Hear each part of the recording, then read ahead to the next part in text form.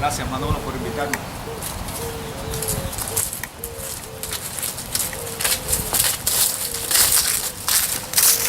Yo quiero preguntarte ahora otro del deporte que tú dominas muy bien, sobre el ciclismo guantanamero. Bueno, todos nosotros sabemos montar bicicleta. Claro, es algo casi endémico, es como caminar. Y era un medio de transporte muy efectivo en Guantánamo y lo sigue siendo en Guantánamo en estos momentos. Hay más bicicletas que carros, tú lo sabes. Yo en Guantánamo tuve un buen amigo llamado Miguel Brooks, era de origen jamaiquino, los padres, vivía ahí en San Lino del 3 Sur. Y nos criamos en el ¿Cómo le barrio. decíamos los jamaiquinos? Le decíamos un nombre. Bueno, Miguelito, como le decíamos nosotros, Miguelito se destacó mucho en el ciclismo guantanamero. Para mí, en aquel tiempo era el mejor. Fuimos 2 o 3 veces, hicimos como un club en el barrio, fuimos 2 o 3 veces a Caimanera en bicicleta. Estaba a 18 kilómetros ahí, no era muy lejos. Pero viene una tarde, un día, y estamos planeando un sábado ir a Yaterita en bicicleta. Son 42 kilómetros ida y 42 vueltas, estamos hablando de 84 kilómetros. Entonces yo le digo, bueno, déjame ver si consigo una bicicleta esa de carrera. Y el primo mío, Rafael Alonso, estaba también en el ciclismo en Guantánamo, me presta la bicicleta de él. Y nos vamos una mañana, el grupo ese de ciclistas guantanamero y yo con ellos por ahí hasta allá. Me acuerdo que subiendo la loma de la Herradura fue brutal para mí. Y ellos llevaban un pace bastante suave. Yo no era ciclista, pero claro está, íbamos despacio.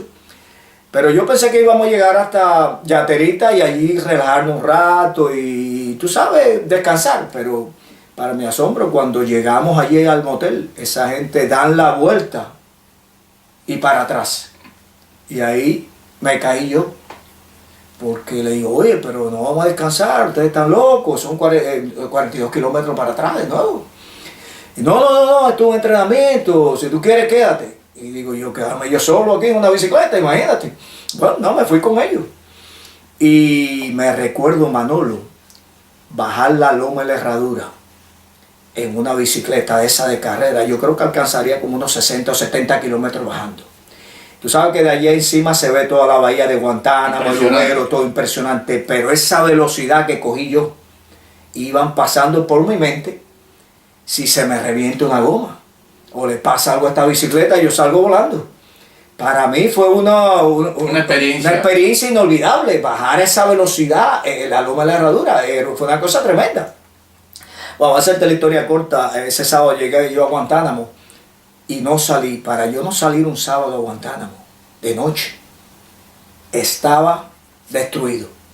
Ese calor del mediodía de Guantánamo en una bicicleta en esa carretera asfaltada es brutal. Y los músculos, imagínate. Brutal, ese calor es brutal. Yo llegué deshidratado, bueno, yo llegué que no podía ni caminar. Esa fue mi experiencia y fue la última en salir con ellos. Pero entonces el ciclismo exige mucho. Es una cosa tremenda, tremenda. Y este muchacho, Miguelito, hizo el equipo nacional cubano. Fueron a la Vuelta de La Paz, esa vuelta. No en tiempos de Pipián, o en tiempos de Pipián. No, era en tiempos de Pipián. Él corría con Pipián. Fueron a la Vuelta de La Paz, esa vuelta que hacía la Unión Soviética con los países satélites de la Unión Soviética, en aquel tiempo. Él participó, Miguelito. El único negro que participó en esa vuelta era él.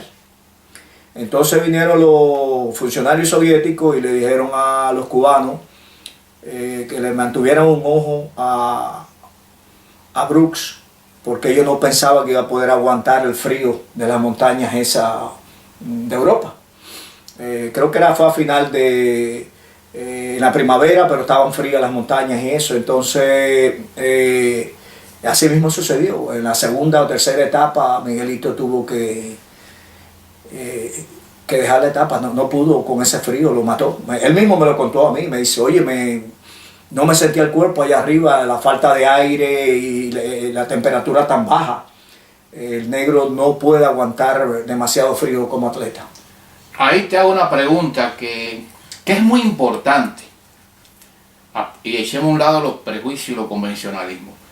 Yo creo que cada raza, cada morfología tiene su característica para el problema del deporte. Por ejemplo, en las velocidades 100 metros, ¿cómo es? 10 metros, es decir, las velocidades, la carrera. Velocistas. La persona de color creo que tiene las condiciones más óptimas. Y de los maratones, sus características. ¿Tú no crees que desde el punto de vista de morfología se caracterizan uno más que otro? Sí. Por ejemplo, hay deportes que son dominados por los negros y hay otros deportes que por los blancos. Por ejemplo, los deportes de... ¿Y los asiáticos, por ejemplo? Igual. Bueno, sí, tiene eso, pero por ejemplo, nadie más fuerte que el blanco. El blanco es europeo.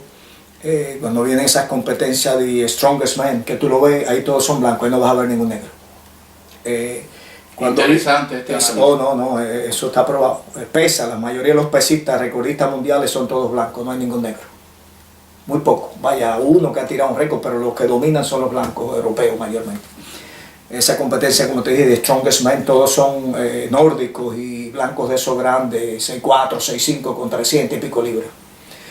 Cuando viene al problema explosivo de carrera, el negro, por tener el músculo más largo, más flexible, que dominan estas competencias. En las Olimpiadas tú lo ves, a veces en los 100 metros o 10 hombres que hay son negros todos, no hay un blanco.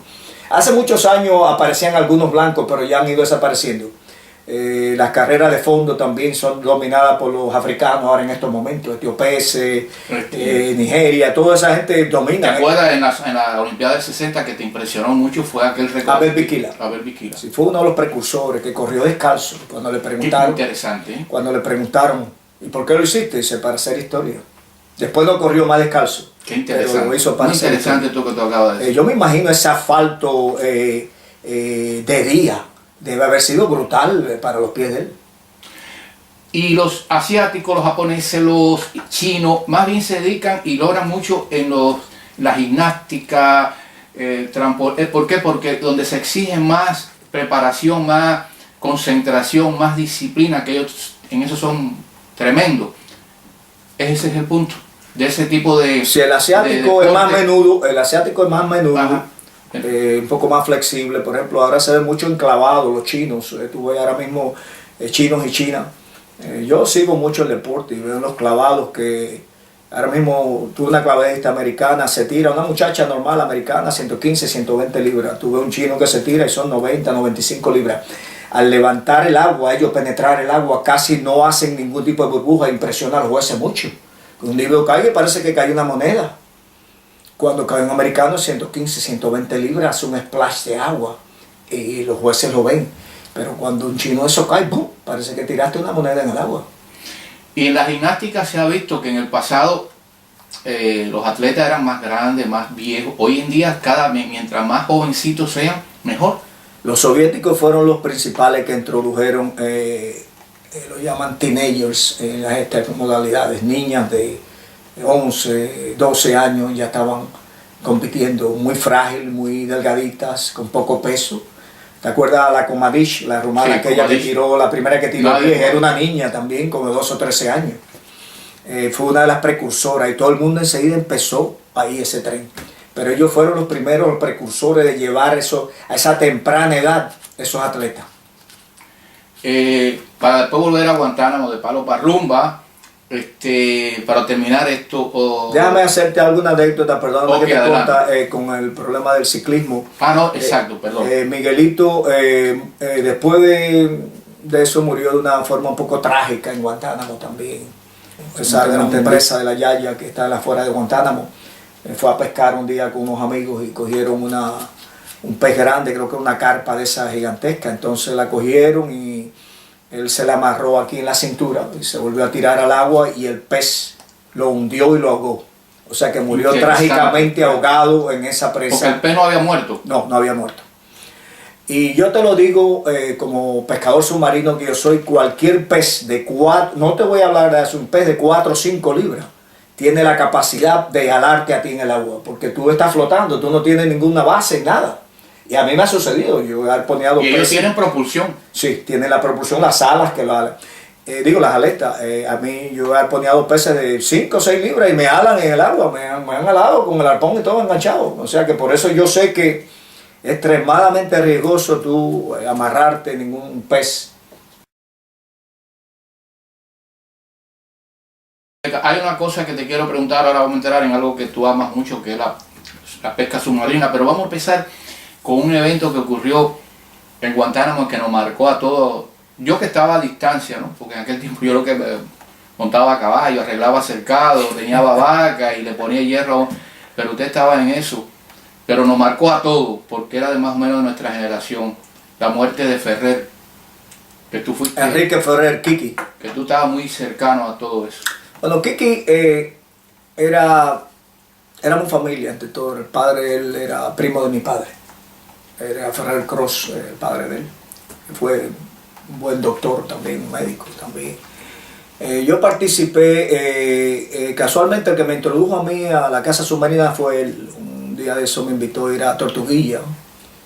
Y yo me conseguí una carretica de esa allí, un par de terranos, un snorkel. Y cuando yo me pongo eso y yo me meto en esas aguas en Tortuguilla, quedé flechado. Un mundo irreal, el mundo del silencio, como llamaba Jacques Cousteau. Quedé impresionado. El mundo del silencio, hermoso, hermoso, interesante. Sí, porque era como estar metido... Es una metáfora. Eso era como estar metido en un acuario gigantesco, rodeado de peces tropicales de diferentes colores. Todo fue una cosa increíble, a mí me cautivó. Y de ahí para adelante empezamos a ir, ahí aprendí con él a bajar, a poner mi primer PGP, una serie de cosas que participé en 2 competencias de pesca submarina. Las competencias se celebraban en Santiago de Cuba, fuera de Guantánamo no había mar alrededor, todo era en Santiago de Cuba. Me acuerdo que Soberá era el jefe de casa submarina en Santiago, que era el que organizaba todo.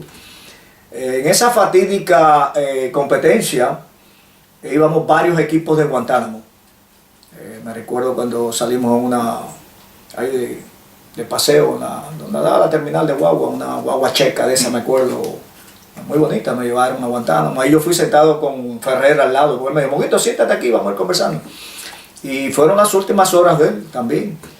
Y hablamos del tiempo, cómo estaba, y no estaba el tiempo malo. Y ahí fuimos, el equipo mío se llamaba Los Vikingos, participábamos el difunto Dino Creach, Mickey Ramos, que se quedó en Guantánamo todavía, y yo. Éramos los 3 componentes del equipo ese. Acuérdate que iban 3 pescadores, un capitán y un delegado. Eran 5 por equipo. Eso era lo que hacía un equipo. Esos individuos iban en el bote, los 3 pescadores y 2 botes. Bote de remo donde íbamos todos. Y ahí nos iban soltando, cada 1 milla o 2 iban soltándose los botes, y ahí hacíamos la pesquería de 3 horas o 4, creo que eran.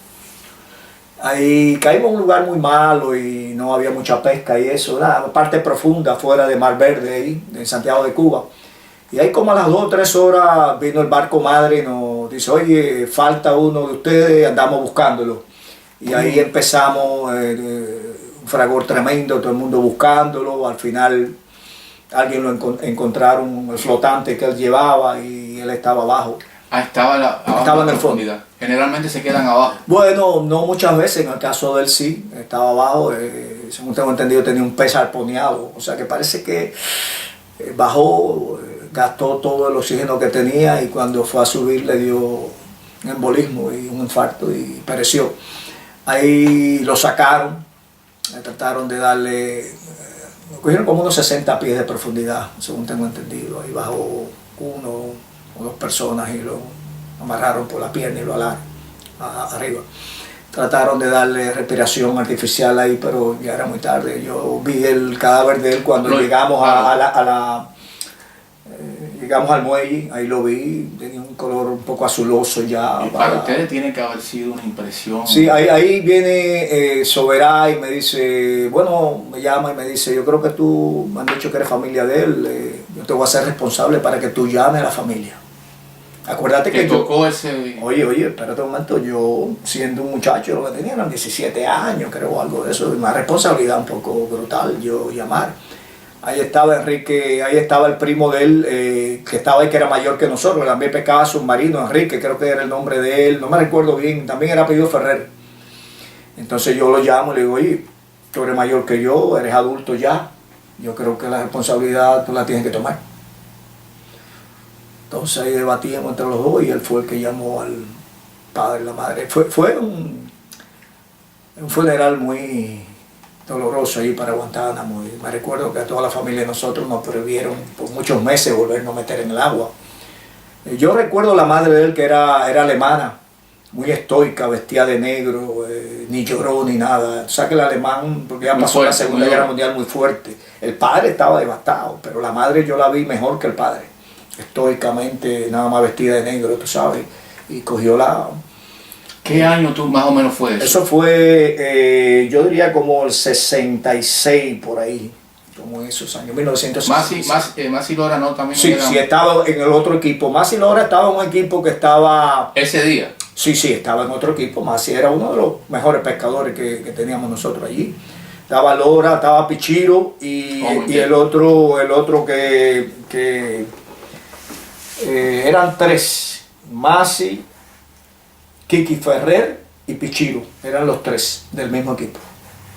O sea, Kiki estuvo en ese... el problema de Kiki era que tenía una mala costumbre, separarse de los demás. De los demás. Pues decía que con el ruido le ahuyentaban los peces y tenía la tendencia de quedarse atrás y separarse de los otros dos, en unas palabras. Aunque después tú quieres, a lo mejor quieres incorporar otra cosa, pero quiero aprovechar esta oportunidad. Yo creo que a ti la pesca submarina, en ese mundo como es en silencio, ¿no? ¿Cómo dijo Cousteau? El mundo del silencio. El mundo del silencio te marcó porque fuiste un enamorado de tortuguilla y siempre estaba yendo con tus amigos al mar. Y las cosas paradójicas de la vida. Un día tú tuviste que recurrir a todas esas facultades que había logrado en el mar para lanzarte a nado en la bahía. Y para ti resultó difícil la travesía.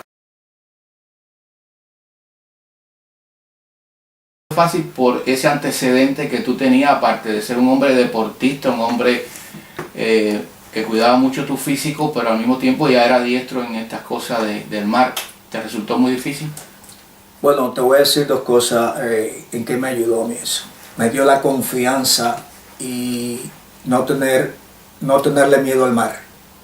Porque la pesca submarina te da una confianza tremenda. Acuérdate que tú estás en un elemento extraño.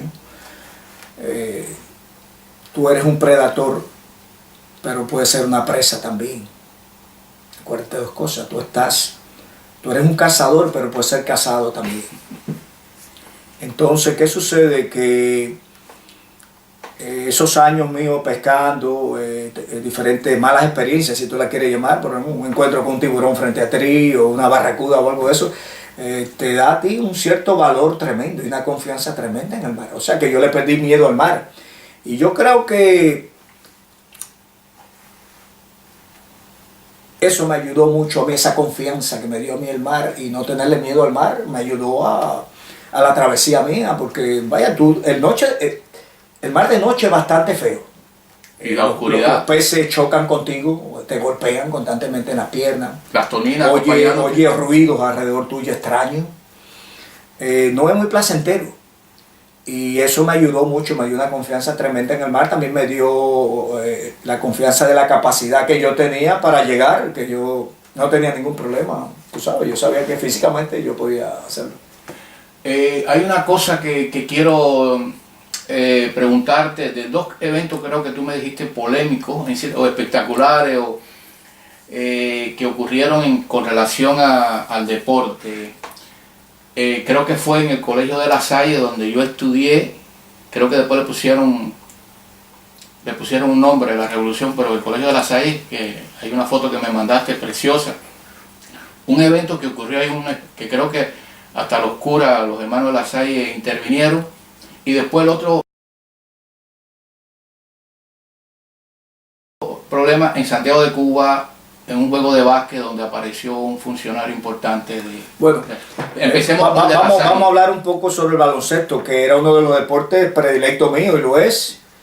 Yo me introduje en el baloncesto mayormente cuando llegué al instituto. Con mis 15 años no habían suficientes muchachos de 15 años y me metieron al equipo como para hacer grupo. Y ahí aprendí el baloncesto.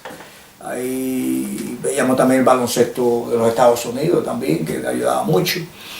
Yo me recuerdo estando en La Salle, siendo bien jovencito, viene un equipo de Santiago de Cuba a jugar. Estaba jugando, creo que Cao estaba jugando ahí, Ayala, Doni, Ayala, había un grupo y entonces se forma un problema tremendo. Santiago trajo a su gente allá en camiones y se forma después del juego. El equipo Los Mambises, ¿no? Sí, no. sí. Viene, no me recuerdo si era la Universidad de Santiago, era una selección, no me recuerdo bien. Cao posiblemente pueda aportar más sobre eso. Y ahí se forma una trifulca tremenda. Y ahí vi yo, por primera vez, ya estaba en el tiempo de los curas, todavía estaban, no había triunfado la revolución. Ahí vi yo con los curas jóvenes quitándose. No había triunfado. No había triunfado la revolución. Estaba todavía bajo la República. los jesuitas. Ahí vienen vi curas jóvenes que habían allí quitándose la sotana y cambiando golpes con la gente de Santiago de Cuba. Interesante anécdota. Tremendo. Para mí fue chocante. Yo era un muchacho en aquel tiempo, no podía participar en nada de eso, pero vi curas quitándose la sotana y metiéndose ahí, tirando golpes. El fanatismo del fervor del Bueno, deporte. la pasión del deporte. Y el básquet muy apasionado. Y el regionalismo es tremendo. Santiago y Guantánamo tenían muchos problemas regionales. Y nosotros, los guantanameros, más todavía. Sí. Yo después incursioné en el baloncesto, no hice el equipo de los Oturos ya después de grande, pero menores de 15 sí jugué. Ahí después caí en la selección Los Salineros de Guantánamo, que era una selección De básquet. de basquetbol, que no era ¿Y los por qué Oturos. siempre los guantanameros usando siempre la cosa de la naturaleza? ¿Te has fijado esa característica que tenemos nosotros? Yo creo que por la salina de Caimanera, que Pero son las- bueno, cosas de ahí, ¿no? bueno, pero son las más grandes de Cuba, así que el nombre era muy bien acertado. Ah, ok. Entonces ahí yo hago el equipo de Los Salineros y vamos por todas las provincias jugando y caemos en Holguín a jugar contra el equipo de Holguineros y ahí en ese equipo había una serie de jugadores jamaiquinos, todos con nombres ingleses. Y puse algunos nombres aquí para que tú más o menos, algunos datos de algunos de ellos, ¿me entiendes? Mira, ahí estaba, por ejemplo, Rodrigo Brachois, que era uno también de origen de eso. Estaba Joseph Rainier, Carver Gordon, Alan Morgan. Ahí había una cantidad de pichones jamaiquinos de eso, tremendo, negros, tú sabes. Y estamos ganando a Holguín por amplio margen. Y sale alguien del público y dice, oye, es un equipo de la base naval de Guantánamo, ese equipo no es de Guantanamero. Por eso que juegan también, bueno, y se ponen a tirarnos cosas al terreno y paralizan el juego y a limpiar el juego. Entonces tuvieron que venir por el alto parlante y denegar eso. Eso es, esta gente no son de la base, de eso, son guantanameros de Guantánamo, de la población inglesa que vive en Guantánamo. Y tuvieron que, pero te estoy poniendo la anécdota esa para que tú sepas lo que es el problema del regionalismo. Y diciéndole que era un equipo americano que estaba jugando allí. Otra incidencia fue el equipo de Holguín, jugaba un muchacho que era hijo de Ramón Castro, hermano de Fidel Castro. Mongo Castro. Y nos meten en un albergue de eso bastante, vaya, no te voy a decir que bueno, pero no era el mejor. Y viene el hijo y se queja, llega el padre, 2 o 3 jeepis de eso, verde olivo, y se bajan, igual que bueno, se parece mucho a Castro. Los GPC. No, pero él se parece mucho a Castro, el hermano de él alto, con una barba negra y rodeado de verde, y llegan allí, nos saludan, entonces viene el hijo y le dice, papá, mira, ¿dónde estamos? Yo quisiera. Entonces él nos reúne a todos nosotros allí, y Ramón dice, bueno, mira, yo voy a hacer todo lo posible a ver si lo muevo a ustedes a un lugar mejor, que tengan una facilidad mejor, y la comida mejor y todo, nos lo digo y todo. Y es verdad que lo hizo, nos llevaron después a unos moteles, comíamos en el Versalles, en el restaurante Versalles de Santiago de Cuba, y gracias al hijo, y nosotros nos beneficiamos todos, ¿me entiendes? Pero la influencia del hijo, vaya, el padre, mejorar el hijo, y no podía mejorar el hijo solo, tenían que mejorar a los demás atletas que estaban, que tuvo que cargar con fue un incidente, fue una anécdota, fue una cosa muy anecdótica. Sí, entonces... sobre el baloncesto, acuérdate que el equipo de los Oturos de Guantánamo ganó una provincial y fue a la nacional de La Habana a jugar. Ahí fue Omar Delgado, fueron varios. Perdieron allí también contra los Industriales de Santiago de Cuba, que ahí jugaban Dumba también, el moreno este que después volvió para Guantánamo, era de Guantánamo, pero en aquel tiempo jugaba de La Habana. Y fue uno de los verdugos de Guantánamo en aquel tiempo, este muchacho. De ahí después volvieron, ganaron los Joturos otra vez, fueron a la provincial y perdieron, pero ahí Marquito Ferrán, por eso te digo, llevó al equipo guantanamero. Ganarle a Santiago de Cuba no era fácil, al Gato Carbonell y eso, y lo llevó hasta la nacional. Lo famoso de Santiago era Gato Carbonell, y ¿cuál más? Había otro más, ¿no? ¿O era Gato? No, el Gato era el mejor entrenador de Cuba, considerado el mejor entrenador de Cuba. Yo creo que me gustaría, antes de cerrar, si no tienes, que tú dijeras algo que quisieras dar, que se te quede. Bueno, ahí hemos tocado prácticamente, bueno, no hemos hablado del campo y pista también, que es uno de los deportes que mucho en Guantánamo. Ahí estaban los velocistas, por ejemplo, estaba Ángel School, que era el mejor 100 metros de Guantánamo. Llegó a tirar hasta 10-8 en La Habana, estuvo integrado ahí. Estaba La Araña también, que bajaba de los 11 flat. Estaba Periquín, que bajaba de los 11. Estaba Ángel Bueno también, ballista de los 110 con valla. Estaba Rafael Barba, tiraba la jabalina, era experto en jabalina. Estaba Cabeza, que era tirador de la bala también. ¿El hermano de Perico? No. Cabeza era de los dos hermanos Cabeza, el grande, más grande, era el tirador de la bala por su estatura y su tamaño. Pero Barba era el mejor tirador de jabalina que tenía allí. Recuerdo, Rafael siempre tenía foto y le decía, no me vayas a romper, que nada más me queda una jabalina. O sea que las jabalinas en aquel tiempo eran de madera, y si chocaban con una piedra, ahí mismo se partían. Y él tiraba detrás del instituto, había un campo, y ahí es donde él practicaba la jabalina. Nadie podía pasar en esos momentos, porque te coge de la lanza esa y te atraviesa. El dato de esa historia, Osmel corrió, Osmel Delgado también, los 400 y 800 metros. Osmel era bueno, buen velocista también, Osmel, que fue muy bueno. Joturo también, uno de los mejores armadores que tuvo el equipo fue Osmel Delgado. Te hablo así del deporte de campo y pista, porque influyó también sobre nosotros allí el problema del atletismo, tú sabes. En el Guantánamo Republicano, no, el campo. Se me olvidaba, perdona, La Pulpa, en salto alto también, era uno de los mejores también. En el Guantánamo Republicano, el campo y pista no era muy popular, ¿no? Bueno, Guantánamo ha producido muy bueno. Uno de los mejores velocistas que ha tenido Hermes Ramírez de Guantánamo. Tiró 10 segundos, que tirar 10 segundos fue a muchos eventos internacionales y ganó. Tiene Dairon Robles, uno de los mejores ballistas del mundo en 110 con valla, guantanamero también. ¿Pero de la tiempo de la Revolución? No, el tiempo de la Revolución. ¿De la República no? El tiempo de la República no. A nivel local, Ángel School fue internado en La Habana, pues tiraba 18, era el más rápido que tenía Guantánamo en los 100 metros. ¿Y Chan? Bueno, Rolando Chan fue en pesa, estamos hablando de 132 libras. Un peso. ¿Y Chan fue formado en el gimnasio ese que tú querías tanto de Romero? No, Chan fue formado